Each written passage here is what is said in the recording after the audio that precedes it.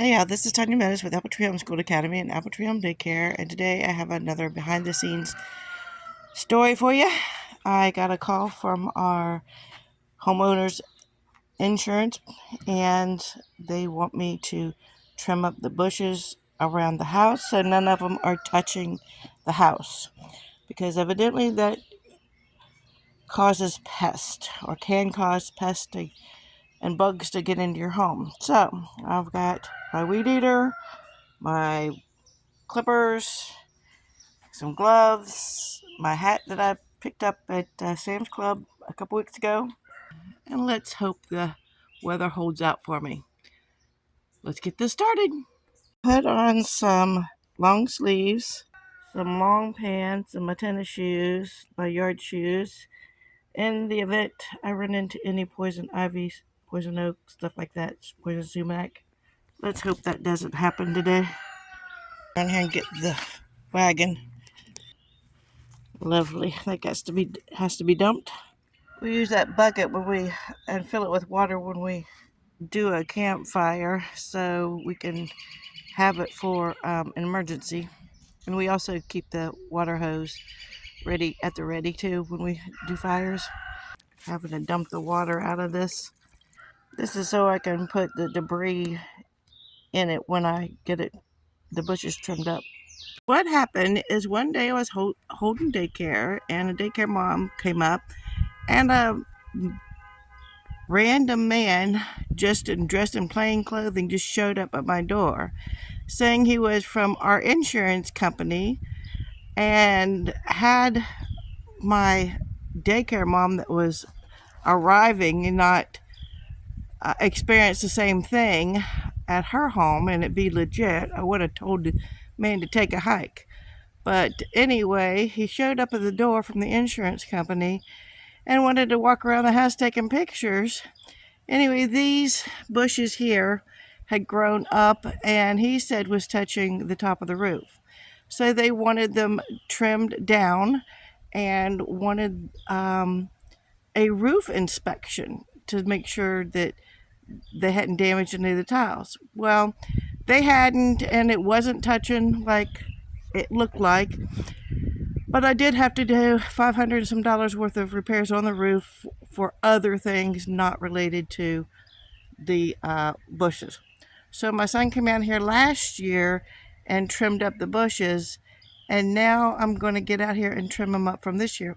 Well, the inspector from the local insurance company came out and, well, not really the inspector, but the owner of the local company came out and took the pictures thinking we were in compliance because we had trimmed them down and got the roof inspection, which was the whole deal, was the problem with the issue with the tiles.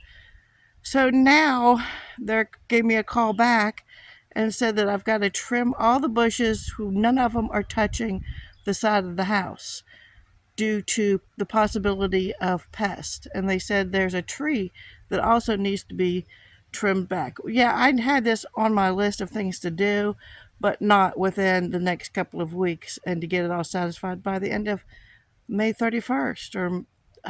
So not a happy camper today.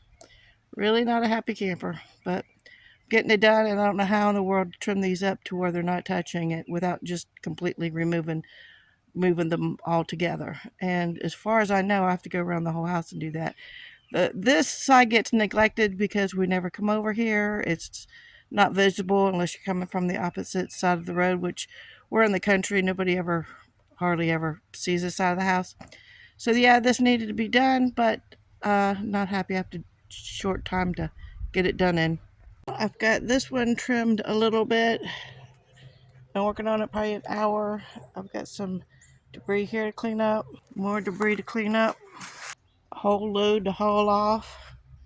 And I did get a bunch of it away from the actual wall of the home, but there's some larger branches there that I can't get, so I've asked my older son, who has an electric trimmer, see if I can borrow that. Otherwise I have to go out and buy one.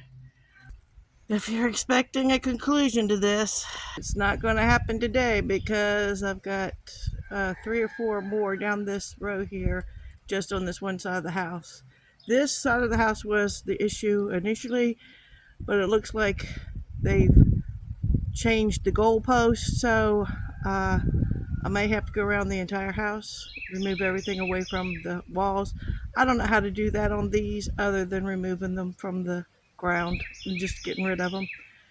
So that's going to look, as untidy as it looks now, it would look worse without something here. But anyway, this is something that's behind the scenes.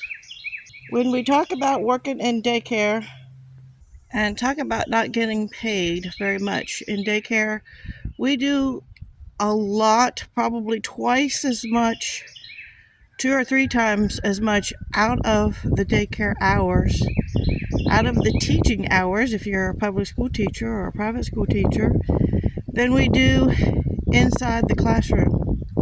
When you talk about payments, you're not only getting, your teachers aren't being paid for the times that they're in the classroom, but they're subsidizing their paycheck with a lot of free labor that you never know about. All the prep work that they do, paint, coloring, printing, laminating, cutting out, decorating their classroom, shopping, traveling to shop, spending their own money, their own paychecks on classroom items that the schools do not provide. And when you work from home, keeping the upkeep inside and outside of the home. So there's always so much to do when you run a business from home, or even if you are a homeschool co-op group and you meet. Some are lucky and can join all together in one classroom, and they may be able to hire some teachers, but they may also be asking you, especially in a private school, homeschool co-op, asking you to volunteer your time. And this is why, because sometimes there's just more work than just a few people can do alone, or there's funding to hire someone out. I have enough work around here for a whole crew of people, and it's pretty much just me. So these are the kind of behind the scenes things that you need to consider when you're thinking about running a home-based business. Are there enough people, or is there enough of you to go around? Most days I feel like I take 2 steps forward and 3 steps back. I'm gonna end this video. Gonna go get some water and start up again here in a little bit. Gotta rest, see what else I could get done, and I hope I get a response about getting an electric trimmer in here so we can get this done. Like, share, comments, and subscribe. Thanks a lot. Y'all have a good week.